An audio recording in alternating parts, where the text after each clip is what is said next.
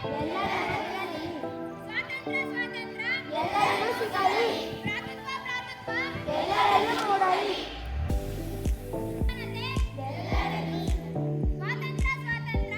ಎಲ್ಲರಿಗೂ ಸಿಗಲಿ.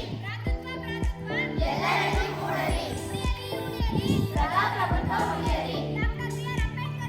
ಜೈ ಜೈ ಜೈ ಒಗ್ಗಟ್ಟಿರಲಿ.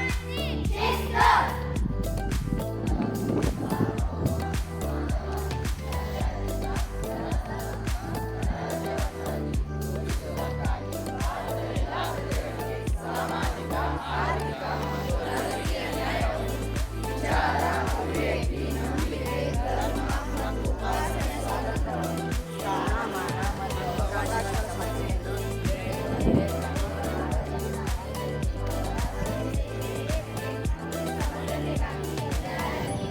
ಸ್ವಭಾವನೆಯನ್ನು ಮೂಡಿಸುವುದಕ್ಕಾಗಿ ಸಂಕಲ್ಪ ಮಾಡಿದ್ದೇವೆ.